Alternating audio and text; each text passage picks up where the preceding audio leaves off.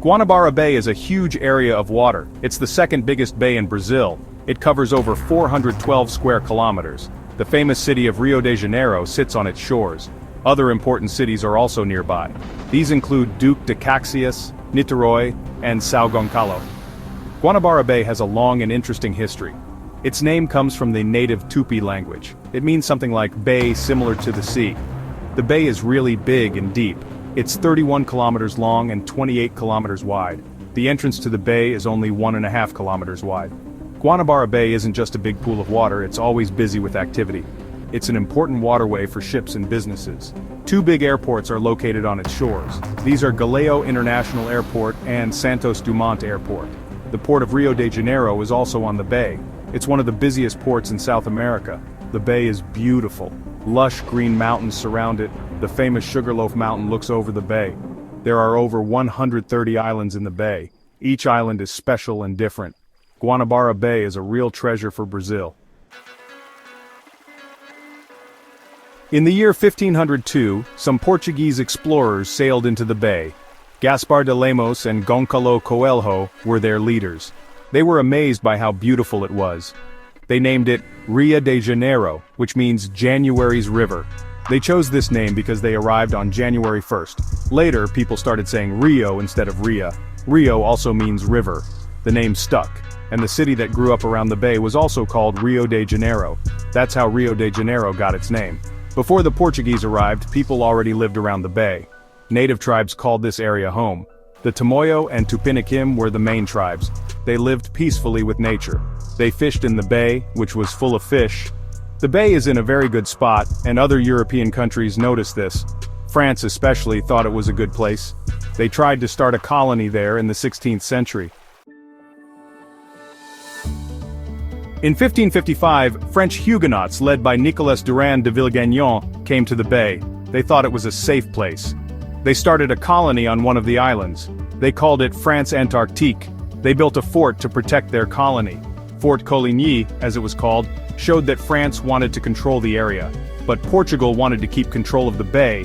They thought the French were a threat. In 1563, they attacked and forced the French to leave. That was the end of France Antarctique. After the French left, Portugal built more forts to protect the bay. They built these forts on important islands. The forts were meant to stop anyone else from invading. Some of these forts are still there today. They remind us of the bay's exciting past. Some of the most important forts are Santa Cruz, São João, and Lages. These forts made the bay a strong Portuguese base. They were very important for protecting Portugal's power in South America.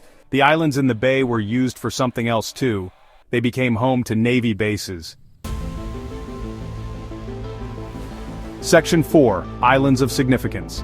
The islands in Guanabara Bay are more than just small spots on a map. They are important parts of the bay's environment and history. There are over 130 islands, and they are all different sizes and used for different things. Some have important buildings, and others are homes for animals. Ilha do Governador, the biggest island in the bay, is a busy place.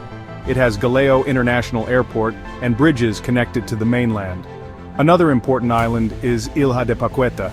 It's a quiet place to visit, away from the city. Cars aren't allowed on the island, so people walk or ride bikes. Many islands were important for protecting the bay. Ilha das Cobras, for example, had a prison during the time of the Brazilian Empire.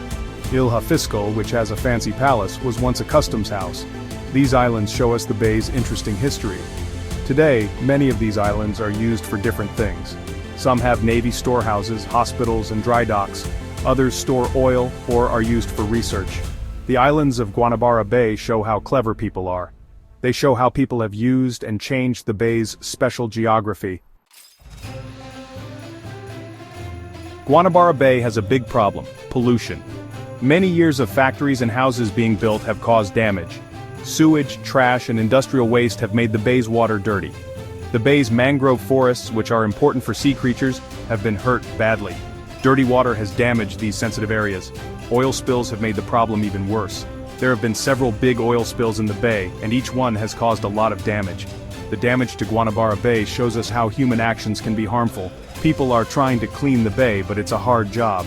It's important to keep the bay healthy, not just for the animals that live there, but also for the millions of people who live near it. The future of Guanabara Bay is uncertain. Fixing the pollution problem will take a lot of work. The government, local people, and businesses need to work together. Only then can this Brazilian treasure become beautiful again.